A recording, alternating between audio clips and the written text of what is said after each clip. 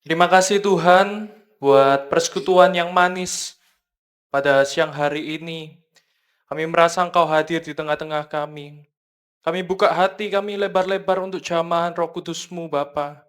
Ketika kami menyembah dengan sungguh-sungguh, ketika kami mendengarkan firman-Mu, kami percaya hidup kami telah diubahkan oleh Tuhan. Amin. Sesuatu yang heran dan ajaib terjadi dalam hidup kami. Amin. Bukan semata-mata karena kuat dan hebat kami, tapi semua karena kasih-Mu Bapa.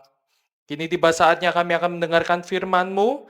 Berbicaralah kepada kami semua. Hamba-Mu terbatas, tapi kiranya apa yang Tuhan mau dan Tuhan ingin sampaikan ke jemaat-Mu boleh dimengerti, dan apa yang hamba-Mu sampaikan boleh dimengerti jemaat-Mu dengan baik. Kami sambut firman-Mu hanya di dalam nama Tuhan Yesus Kristus, Tuhan yang kami sembah dan Tuhan yang kami puji. Di dalam nama-Mu kami berdoa mengucap syukur, haleluya. Amin. Silakan duduk kembali Bapak Ibu Saudara. Shalom, puji Tuhan. Hari ini masih masih kita masih dalam tema kasih ya Bapak Ibu ya. Karena yang kemarin kalau Bapak Ibu mengikuti ibadah, Bapak Ibu akan mendengar tentang kasih yang Tuhan Yesus kerjakan dalam kita. Hari ini saya ingin menyampaikan sesuatu yang sebenarnya awalnya menggelitik saya, yaitu tentang unwritten love. Unwritten love itu cinta yang tidak tertulis. Ini sebenarnya waktu saya jalan-jalan pergi ke toko buku, saya menemukan satu buku ini. Saya enggak buka sih bukunya apa, tapi ada tulisan unwritten love. Kalau firman Tuhan yang berbicara tentang unconditional love, kan seringkali kita dengar ya, cinta yang enggak bersyarat. Tapi kalau unwritten love, ini apa ya? Saya renungi, saya pulang, saya kebayang-kebayang itu terus, apa yang maksudnya unwritten love? Apakah Yesus kita itu juga punya cinta yang semacam ini? Padahal kalau kita hidup di dunia, kita seringkali apa-apa itu kan tertulis. Apakah Bapak Ibu mau beli rumah tanpa ada surat perjanjian? Pasti enggak mau. Saya pun juga enggak mau. Kalau Bapak Ibu nabung, tapi buku tabungannya enggak kecatat uangnya, apakah kita mau itu? Tentu enggak. Dunia selalu apa-apa itu ada kontrak kerjanya, ada perjanjiannya, ada kwitansinya, ada MOU-nya. Tapi ternyata Tuhan Yesus kita, Tuhan yang cintanya tidak perlu tertulis hitam di atas putih. Karena hubungan manusia itu diciptakan atas ketidakpercayaan, sedangkan hubungan kita dengan Tuhan, Tuhan menyayangi kita, itu dengan cinta yang tidak perlu tertulis. Kita seringkali dituntut dengan pelanggaran kita, kamu salah loh pasal ini, pasal itu. Tapi Yesus kita mencintai kita dari hati kita. Ada yang satu yang menarik Bapak Ibu. Saya ke poin pembahasannya dulu Bapak Ibu. Bapak Ibu pernah ingat waktu Tuhan Yesus waktu Allah pertama kali mengirimkan perintah-perintahnya, itu kan lewat batu ya. Ingat ya Bapak Ibu, kejadian itu ya. Hukumnya disampaikan kepada Musa di Gunung Sinai melalui 10 perintah Allah dan melalui batu. Tuhan menulis di batu sehingga apa yang menjadi cirinya batu itu? Batu itu ada di luar manusia, eksternal. Berarti segala sesuatu yang sifatnya tidak di dalam kita, itu sifatnya, kalau Bapak Ibu juga pernah ngikuti, saya pernah sampaikan hukum Taurat, yang sifatnya segala sesuatu yang menuntut. Tidak ada perasaannya sama sekali. Satu salah, semuanya salah. Keras, menuntut kita dengan sempurna. Tapi apa bedanya dengan loh daging? Kita baca di 2 Korintus 3 ayat 3. 2 Korintus 3 ayat 3 berkata seperti ini. Karena telah ternyata bahwa kita semua adalah surat Kristus yang ditulis oleh pelayanan kami. Ditulis bukan dengan tinta, tetapi dengan roh dari Allah yang hidup, bukan pada loh-loh batu, melainkan pada loh-loh daging, yaitu di dalam hati manusia, di dalam hati kita semua. 2 Korintus 3 ayat 3 ini berbicara tentang Roh Kudus bukan memahat ulang di batu itu segala perintah, segala kasihnya. Dia datang mengoreksi hati kita sampai yang ke dalam. Itu ada di dalam kita. Berarti sifatnya berkebalikan. Kalau tadi batu itu ada di luar kita, 2 Korintus 3 ayat 3 ini ada di dalam kita. Kita tidak lagi melakukan apa yang menjadi kesukaan Tuhan karena hukum. Kita melakukan apa yang menjadi kesukaan Tuhan benar-benar karena cinta yang ada di dalam hidup kita. Saya tertarik bahwa tema cinta ini selain karena kita ada di fase Valentine yang kemarin kita rayakan, nanti yang minggu depan kita akan merayakan juga Chinese New Year. Itu kalau digabung-gabungkan ya sama, tentang kasih keluarga yang berkumpul, bersatu, saling menyayangi, saling mencintai. Dan kita jangan lupa bahwa Yesus terlebih dahulu mencintai kita dan ada di dalam hati kita. Sifat daging itu sensitif, Bapak Ibu. Itu ada di dalam kita. Kalau ada di dalam kita, kita kecubit sedikit itu sakit rasanya. Kalau kita ada di dalam kita, cinta yang menggerakkan kita untuk melayani, cinta yang menggerakkan kita untuk mengerjakan yang benar. Kalau kita tidak mengerjakan yang benar, bukan karena tadi, bukan karena peraturan yang tertulis di batu tadi, tapi kalau kita benar-benar cinta akan Tuhan, kita itu rasanya tidak enak kalau berbuat yang nggak baik, yang nggak terbaik untuk Tuhan. Ya, itu yang tadi saya pelajari dan saya bagikan ke Bapak Ibu tentang batu dan perbedaannya tentang daging. Kita hidup di zaman ini. Kasih karunia Tuhan yang membuat kita mencintai Tuhan seharusnya dengan apa yang ada di dalam kita. Karena Yesus mengerjakannya dahulu masuk ke dalam hati kita. Lalu, apa yang kita bisa pelajari hari ini? Yang pertama, unwritten love itu mengajarkan kita tentang unwritten giving. Apa artinya? Memberi tanpa ada tagihan. Wah, gawat nih temanya kalau memberi. Saya sudah diwanti-wanti sama bapak saya. Jangan bahas aneh-aneh loh ya tentang persembahan dan lain-lain. Tapi saya putuskan berbicara ini Bapak Ibu. Unwritten giving itu apa? Memberi tanpa ada tagihan, tanpa ada cicilan, tanpa ada surat tagihan yang datang ke kita. Dan sekali lagi, yang perlu kita tekankan, memberi bukan tentang, lo nggak ada yang nyaut, memberi bukan hanya tentang uang. Seringkali ayat-ayat rohani dipakai oleh oknum-oknum tertentu, memberi hanya tentang uang. Kalau kita sadari Bapak Ibu, Tuhan loh, yang ingin Tuhan capai dari hidup kita, itu pemberian kita sepenuhnya dari diri kita. Kalau dari diri kita sudah kita persembahkan ke Tuhan, uang itu jadi hal yang kecil. Hal yang kecil. Kita sering terjebak pada hubungan yang transaksional. Ini yang kita juga harus perhatikan. Hamba-hamba Tuhan, jemaat Tuhan di tempat ini. Kita memberi bukan karena ada petugas pajak yang datang ke kita. Kita memberi karena kita tahu Tuhan sudah memberikan semuanya untuk kita. Dan jangan sampai kita memperlakukan Tuhan dengan tuntutan bahwa kita sudah memberikan segalanya. Kita sudah melayani. Aku persembahan paling besar loh di gereja. Dan seharusnya Tuhan pasti senang dengan pemberianku. Oh enggak. Pemberian yang Tuhan senang adalah memberikan diri kita sepenuhnya untuk Tuhan. Entah itu kita bisa melayani, entah itu kita bisa memberkati, memberikan diri kita sepenuhnya hanya untuk Tuhan. 2 Korintus 8 ayat 5 berkata demikian. Ini kita harus pelajari baik-baik. Mereka memberi lebih banyak daripada yang kami harapkan. Mereka memberikan diri mereka. Ingat baik-baik, ini bagus sekali. Pertama-tama kepada Allah, kemudian oleh karena kehendak Allah juga kepada kami. Pertama-tama kepada Allah, kemudian oleh karena kehendak Allah juga kepada kami. Bapak Ibu, kalau Bapak Ibu pelajari dan lihat konteks ayat ini baik-baik, jemaat saat itu memberi bukan dengan keadaan happy. Mereka memberi dengan keadaan tersiksa, dianiaya, dan kemiskinan luar biasa. Jemaat-jemaat di Makedonia. Kalau dalam penderitaan, Mosok terpikir sih untuk memberi kita itu. Tapi yang mereka bilang, mereka memberi lebih banyak yang dari kami harapkan. Pemberian mereka lebih banyak dari yang kami harapkan. Mereka memberikan diri mereka pertama-tama kepada Allah.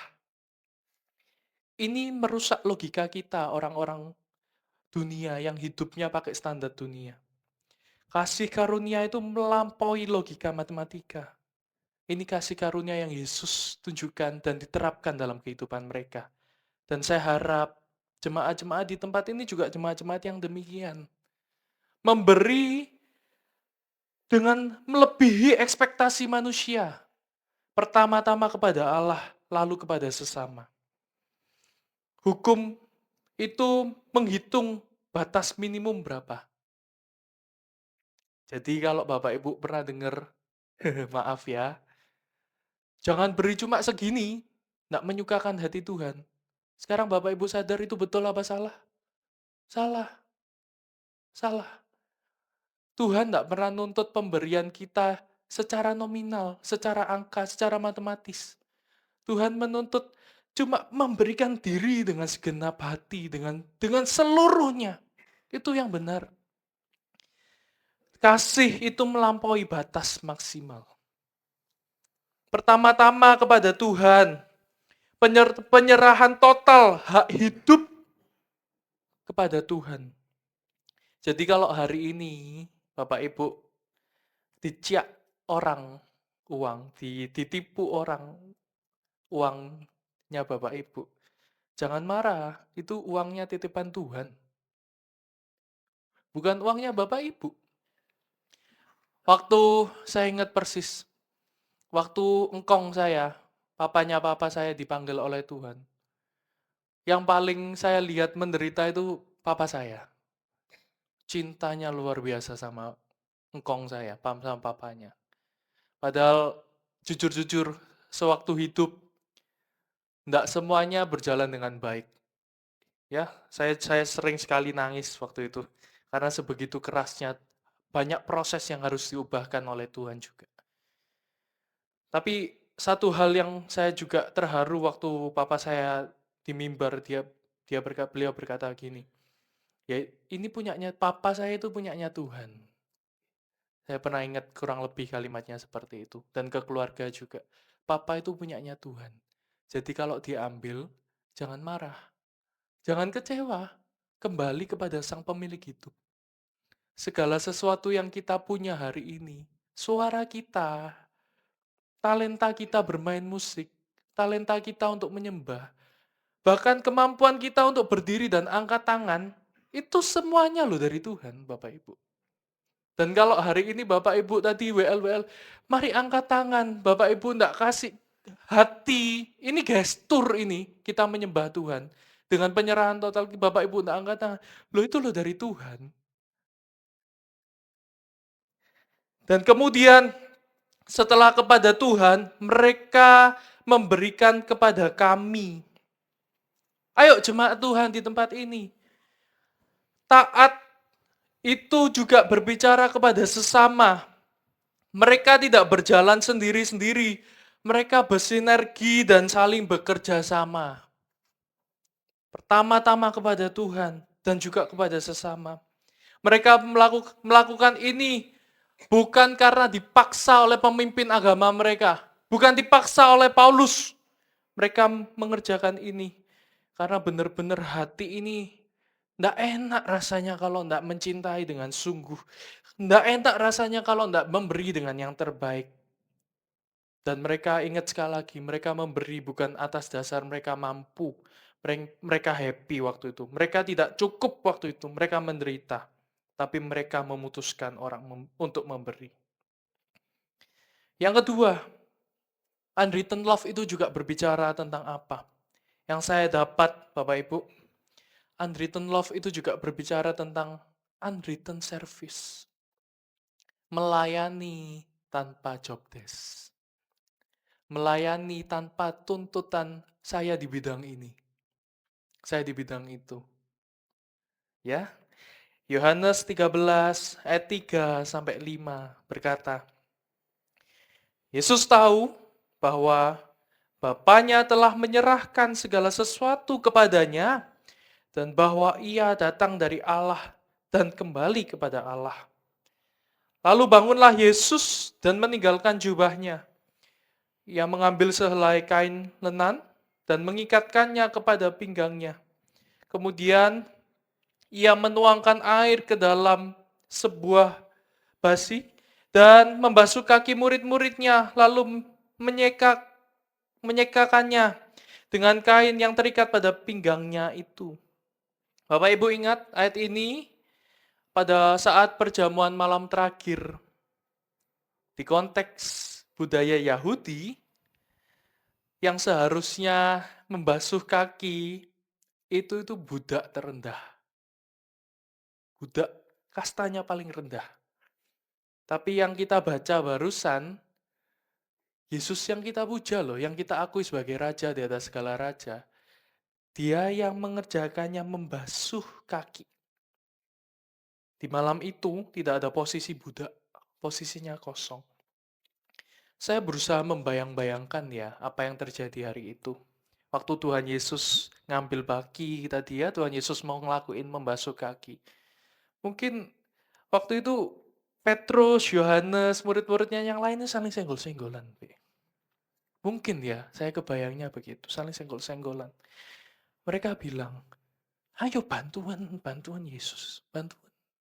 Nggak mungkin sih aku pemimpinnya murid-murid basuh kaki kalian-kalian. Mungkin ya, mungkin yang saya bayangkan begitu.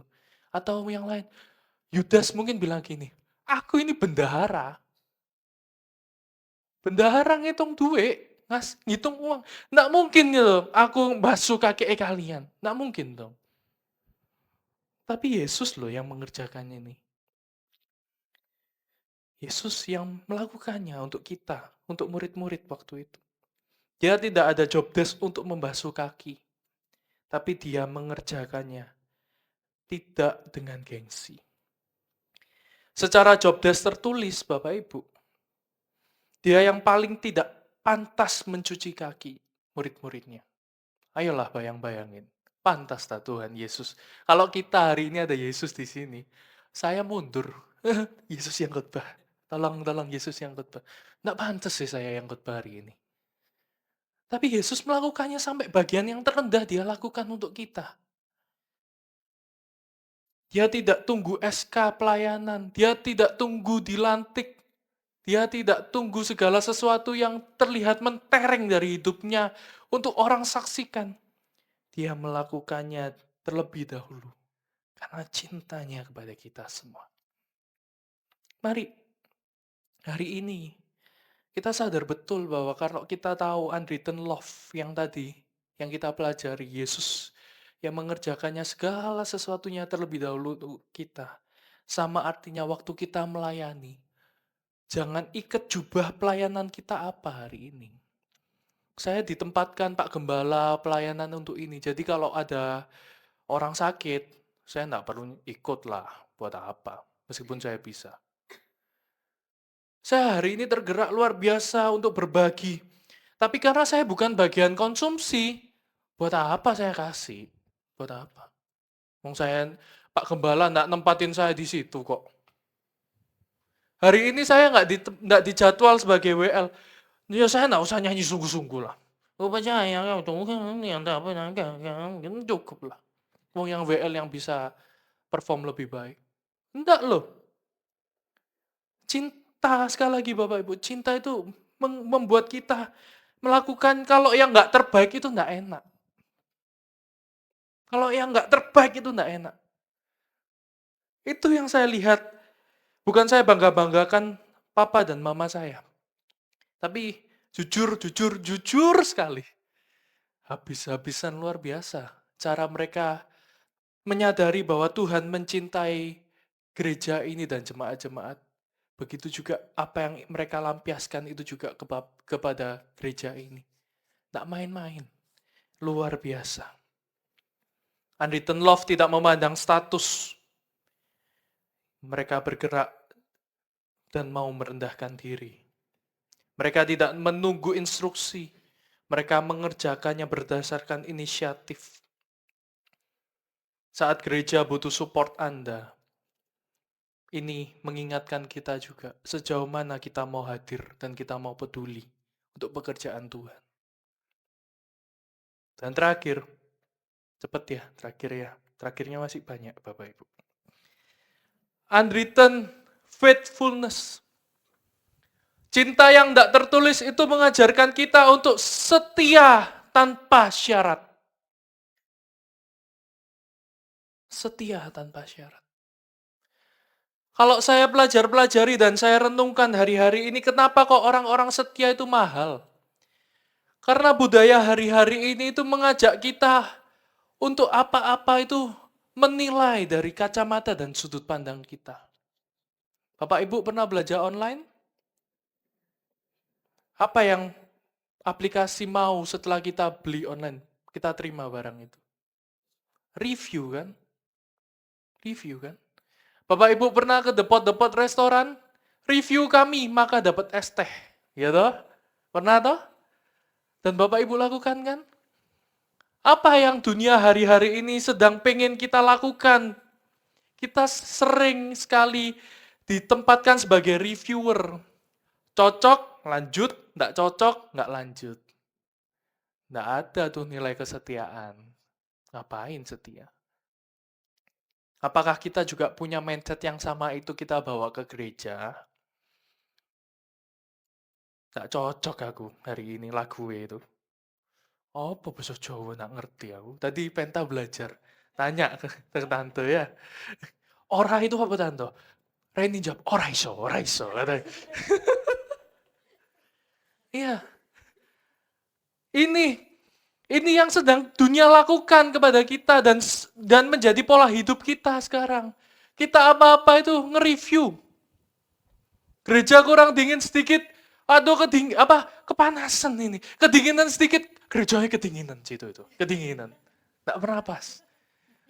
Suaranya melengking, aduh nah enak hari ini. Tapi nggak ada suara nih, kok WL nggak niat nyanyi itu. Gereja, kita sering kali, anak-anak Tuhan sering kali menjadi reviewer di gereja. Setia itu mahal, Bapak Ibu. Setia itu mahal.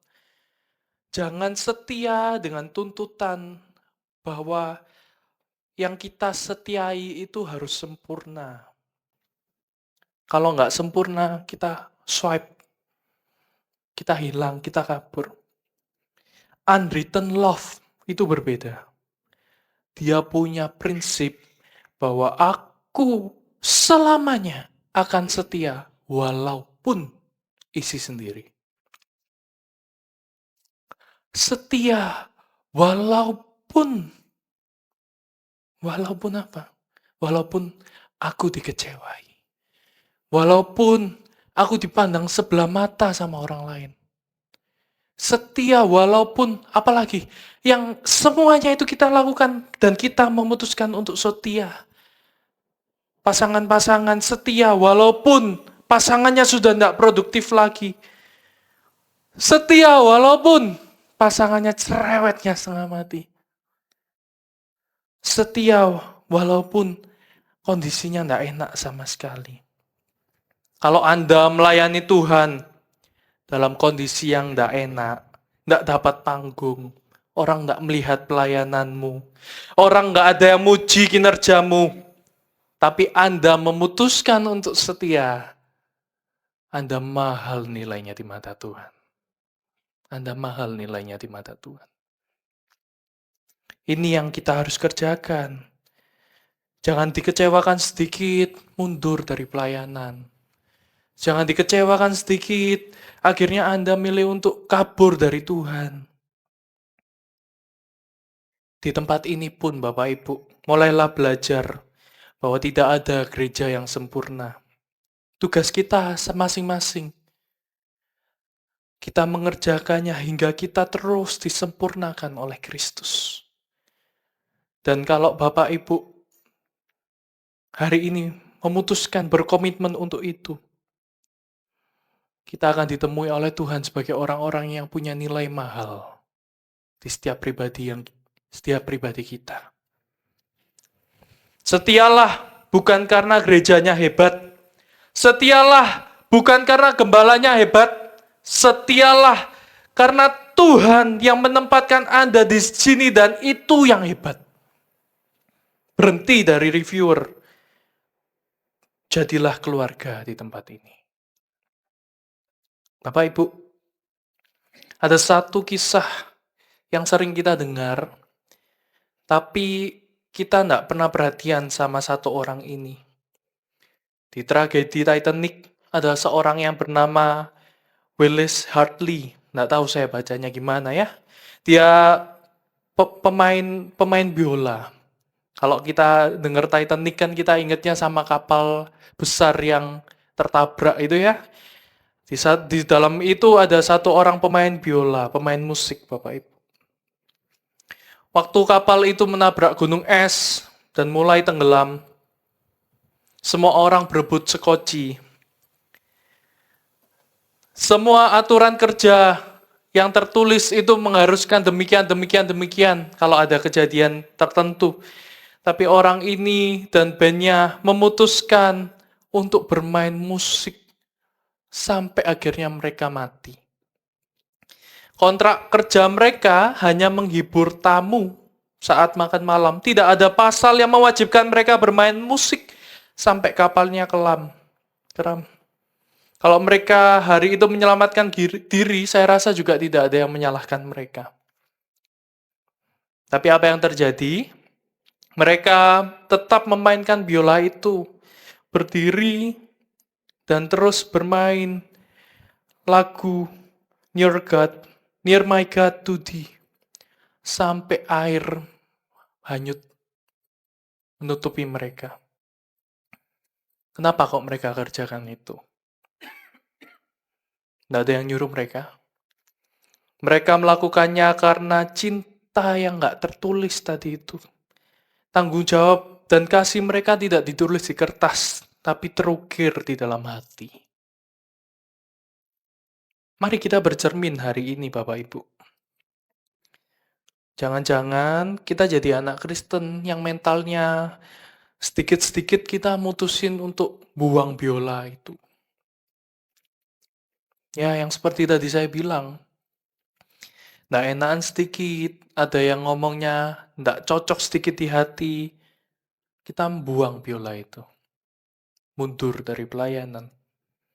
Atau kita lagi capek, bisnis sepi, aduh wis, nggak usah gereja-gerejaan wis, nggak usah berkat-berkati gereja. Kita memutuskan berhenti untuk memberi. Kalau doa kita belum dijawab Tuhan, kita juga sama. Kita memutusin ngambek sama Tuhan. Kita bekerja, melayani Tuhan dengan mental seakan-akan kita itu karyawan. Untung, maju. Nah, untung kabur. Mundur. Hari ini, Tuhan cari orang-orang yang bukan orang-orang yang sempurna. Tuhan cari orang-orang yang berani berkata, Tuhan, seperti pemain biola tadi, ikat biola itu di punggungku. Sampai kapanpun dan gimana pun panggilan Tuhan dalam hidupku, aku mau memutuskan untuk melayani Tuhan, mencintai Tuhan, memberikan yang terbaik dari hidupku untuk Tuhan. Nggak gampang Bapak Ibu, tapi bisa. Nggak gampang, tapi bisa. Walaupun gereja nggak sempurna, aku tetap mau melayani Tuhan. Walaupun hidupku sedang berat, aku memutuskan untuk memberikan yang terbaik untuk Tuhan. Walaupun aku lagi sulit tepuk tangan Tuhan, aku sulit untuk bilang terima kasih sama Tuhan, aku mau memutuskan untuk setia sama Tuhan. Karena ini dorongan cinta yang Tuhan kasih dalam hidup kita terlebih dahulu, sehingga kita memutuskan demikian kepada Tuhan. Dan kalau kita ingat Bapak Ibu, Yesus Kristus, waktu di Taman Getsemani, waktu itu dia berdoa luar biasa, ketakutan sebagai manusia. Bapak Ibu pernah menemukan kontrak tertulis bahwa Yesus Kristus wajib mati untuk engkau dan saya?